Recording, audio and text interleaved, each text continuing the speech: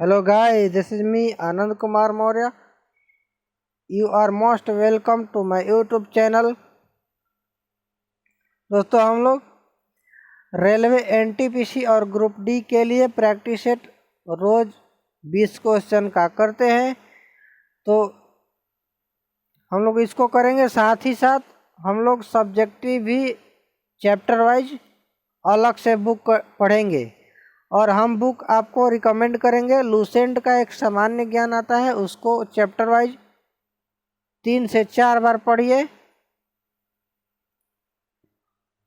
अलग अलग बुक को कई बार पढ़ने, एक बार पढ़ने से अच्छा है कि एक ही बुक को कई बार पढ़िए, इसलिए लूसेंट सफिशिएंट है रेलवे के लिए। और अगर आप डीप में पढ़ना चाहते हैं तो हम आपको 6 to 12 क्लास तक एनसीईआरटी बुक रिकमेंड करेंगे। और दोस्तों यहाँ हम लोग प्रैक्टिस करते हैं तो यह ज़रूरी नहीं है कि रेलवे के एग्ज़ाम में ही क्वेश्चन पूछे जाएंगे। यहाँ अगर कहीं पर भी जीके जीएस का नॉन टेक्निकल क्वेश्चन पूछे जाते हैं तो यहाँ से क्वेश्चन अवश्य बनेगा। तो आइए देखते हैं पहला क्वेश्चन है, यहाँ आपके लिए पहला क्वेश्चन है, निम्नलिखित में से कौन सा न्यूटन की गति के तीसरे नियम का उदाहरण है। तो यहाँ न्यूटन का गति का तीसरा नियम क्या कहता है, पहले आप 10 सेकंड के लिए रुकते हैं, टिक कीजिए आंसर।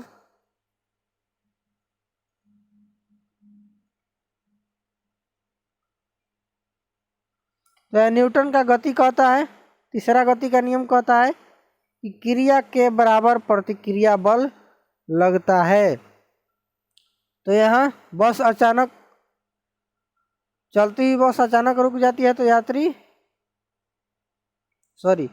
जब बस अचानक चलती है तो यात्री पीछे की ओर झटक जाता है, झटका लगता है, तो वह क्रिया के बराबर प्रतिक्रिया बल तो यहाँ नहीं लगता है। रॉकेट लॉन्च करना ये यहाँ लगता है, क्योंकि अगर रॉकेट को लॉन्च किया जाता है तो क्या करता है, यहाँ ईंधन जलता है और ईंधन जलने से ये पीछे हवा को प्रेस करता है और ये ऊपर क्रिया के बराबर प्रतिक्रिया बल लगता है। तो ये रॉकेट का ईंधन जो है नीचे की ओर प्रेस करता है और रॉकेट को क्या करता है, ऊपर की ओर प्रेस करता है ताकि यह आगे बढ़ता है। तो यहाँ इसका आंसर हो जाएगा 1, रॉकेट लॉन्च करना। दूसरा क्वेश्चन है,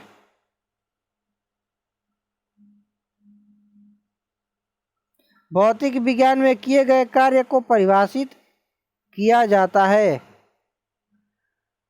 आंसर टिक कीजिए।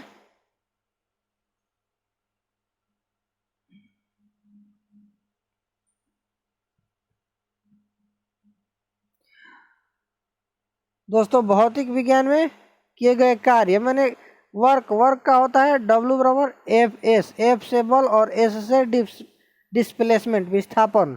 तो F से बल और विस्थापन जहाँ भी है वही सही आंसर होगा। तो विस्थापन वस्तु द्वारा और वस्तु पर कार्यान्वित बल। यहाँ B और C कहाँ है, तो A में है, B और C होगा। यहाँ नीचे भी नहीं दिखाई दे रहा था, A और B है जो सही नहीं है। आगे बढ़ते हैं। सिनेमा के क्षेत्र में सर्वश्रेष्ठ प्रदर्शन के लिए प्रतिवर्ष अकादमी अवार्ड यानी ऑस्कर का आयोजन किस देश में किया जाता है।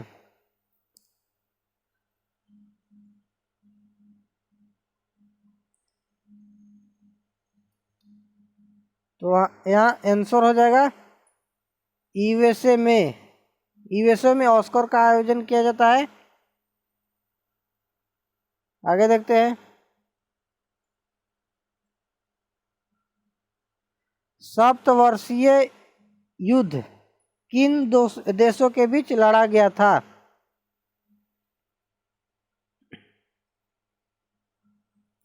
तो दोस्तों सप्तवर्षीय युद्ध इंग्लैंड और फ्रांस के बीच लड़ा गया था।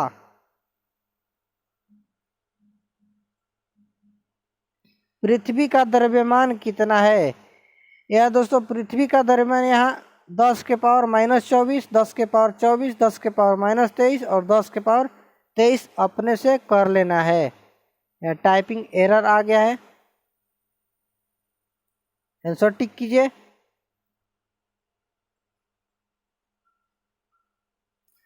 पृथ्वी का द्रव्यमान होता है 6 × 10⁻24। निम्नलिखित में से किस देश की सबसे लंबी तटरेखा है?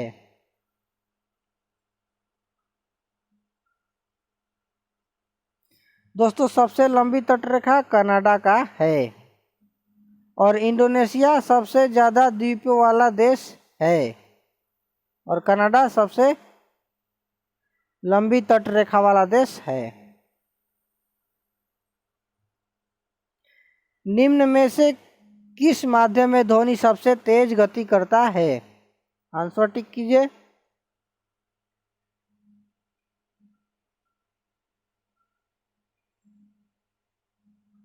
तो इसका आंसर हो जाएगा ठोस। सॉलिड में, ठोस में ध्वनि सबसे तेज गति करता है।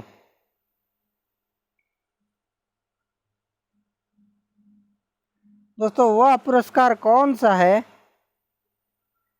जो श्रमिकों को उनके विशिष्ट प्रदर्शन, नवाचार क्षमता, उत्पादकता और प्रदर्शन के क्षेत्र में असाधारण साहस और मानसिक तत्परता में उत्कृष्ट योगदान के लिए दिया जाता है? यानी यह श्रमिकों को दिए जाने वाला पुरस्कार है, उसके कार्य के लिए, उत्पादन, प्रदर्शन, ये सब कार्यों के लिए दिया जाता है। वह कौन पुरस्कार है?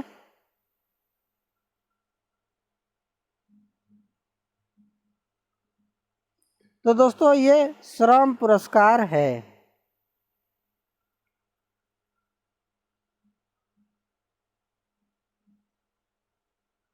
भारतीय संसद का उच्च सदन किसे कहा जाता है?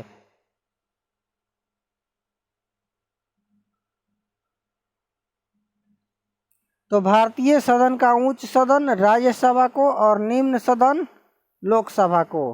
तो यहाँ आंसर हो जाएगा राज्यसभा।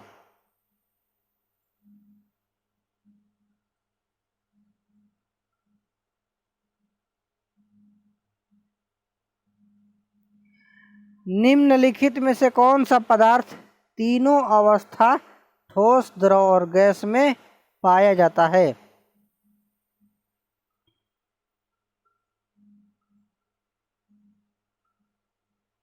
तो तीनों अवस्था में कौन पाया जाता है?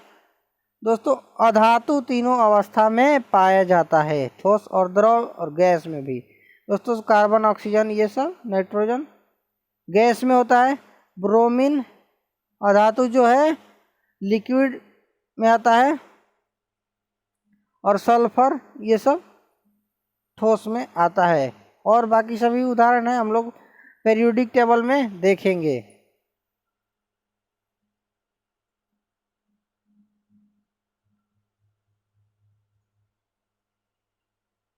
किसी क्षैतिज पावर लाइन के एकदम नीचे के बिंदु पर चुंबकीय क्षेत्र की दिशा क्या होगी जिसमें पश्चिमी छोर से देखे जाने पर धारा पूरब से पश्चिम में प्रवाहित दिखती है?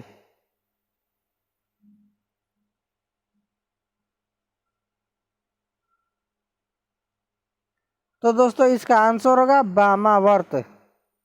पश्चिमी छोर से देखने पर धारा किधर बहती है? पूरब से पश्चिम अगर प्रवाहित होती है तो वो होता है वामावर्त।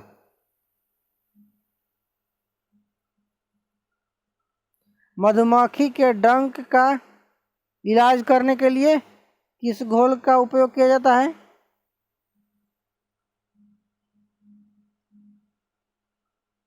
दोस्तों मधुमक्खी का डंक जो होता है एसिड होता है, उसमें अगर मधुमक्खी डंक कर मारती है तो हमारे ब्लड में एसिड आ जाता है।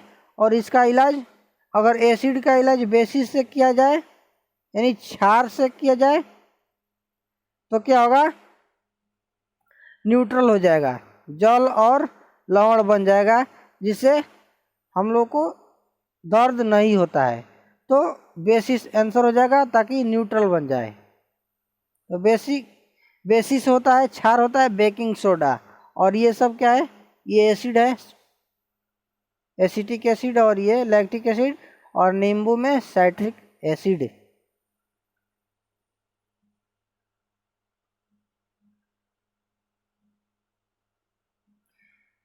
एक प्रस्वेदी यौगिक है, कौन सा है देखिए।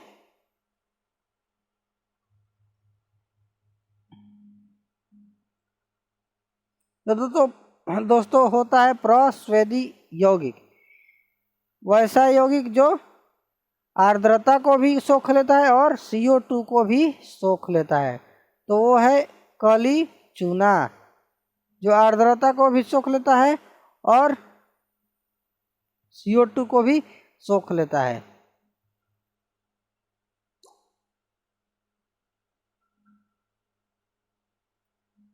एक व्यक्ति 2 सेकंड में 1000 जूल का काम करता है, उसके द्वारा खर्च की गई ऊर्जा होगा, तो क्या होगा, बनाइए।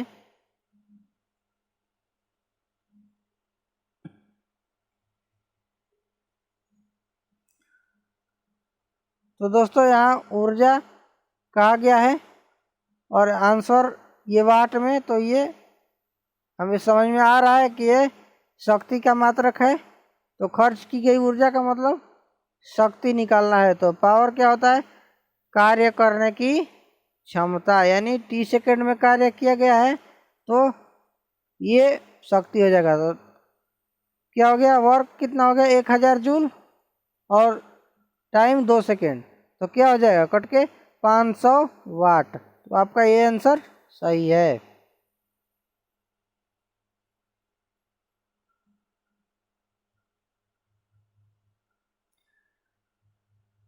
जब एक गिलास पर रखे कार्ड को उंगली से धक्का दिया जाता है तो उस पर रखा सिक्का गिलास में गिर जाता है, यह कथन किस नियम को व्याख्यायित करता है।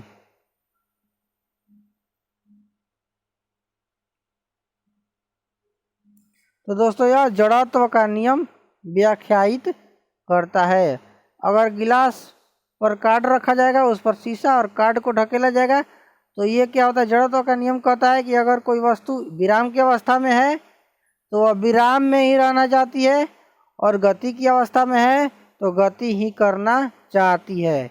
इसलिए अब विराम की अवस्था में है तो ये अपना यही स्थान बरकरार रखना चाहती है, और कार्ड बाहर निकल जाता है और यहाँ की जगह खाली हो गया, इसलिए सिक्का नीचे गिर जाता है। तो ये न्यूटन का गति का प्रथम नियम भी है और जड़त्व का नियम भी है। तो आपका आंसर हो गया जड़त्व का नियम।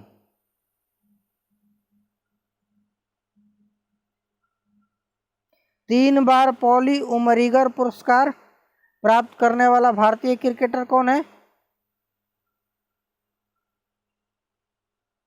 या दोस्तों विराट कोहली है। परमाणु के भीतर न्यूट्रॉन और प्रोटॉन पर आधारित बल क्या कहलाता है।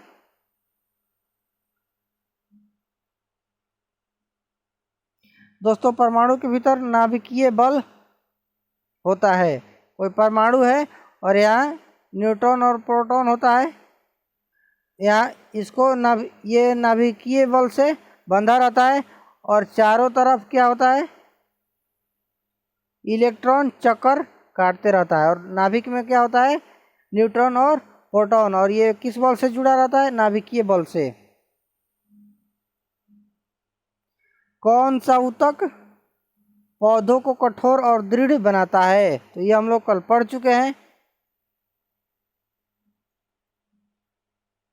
दोस्तों जाइलम जल का वहन करता है, जल और खनिज का, और फ्लोएम फल से यानी भोजन का वहन करता है। कोलेनकाइमा पौधे को लचीला बनाता है, स्क्लेरेनकाइमा कठोर बनाता है, और पैरेनकाइमा कहाँ होता है, पैरेनकाइमा पेड़ के रीढ़ में होता है। रीढ़ यहाँ हड्डी में, रीढ़ में यहाँ होता है, हीर इसको बोलते हैं।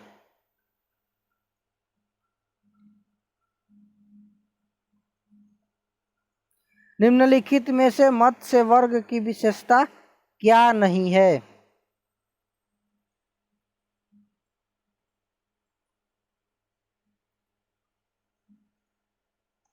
दोस्तों यहाँ गलफड़ों के द्वारा सांस लेना, ये तो है, गलफड़ के द्वारा सांस मछली लेती है।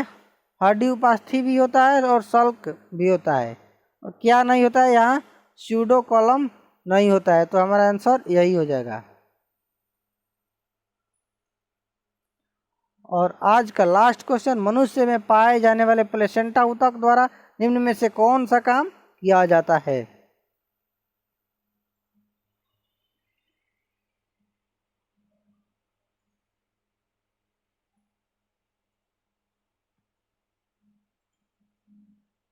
तो दोस्तों प्लासेंटा से क्या होता है? अपशिष्ट पदार्थों को क्या करता है? भ्रूण से अपशिष्ट को बाहर निकालता है। ये तो सही है।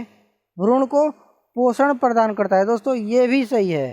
भ्रूण को के बाहर जो अपशिष्ट है भ्रूण में जो अपशिष्ट है उसको बाहर निकालता है, यानी मल इत्यादि, और पोषण भी देता है, भोजन भी देता है। प्लासेंटा नाभि होता है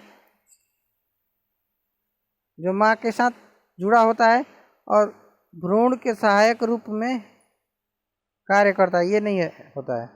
भ्रूण अपशिष्टों को बाहर निकालना, सॉरी यहाँ ये भी है थोड़ा सा, सॉरी आप लोग को प्रॉब्लम हुआ होगा। यहाँ भ्रूण अपशिष्टों को बाहर निकालना और भ्रूण को पोषण प्रदान करना, अगर ये दोनों सही है तो इसका संयुक्त रूप यहाँ है। तो हमारा आंसर ये हो जाएगा। तो आज का क्वेश्चन समाप्त होता है। फिर मिलेंगे अगले 20 क्वेश्चन नेक्स्ट क्लास के साथ। So thanks for listening. May God bless you. जय हिंद।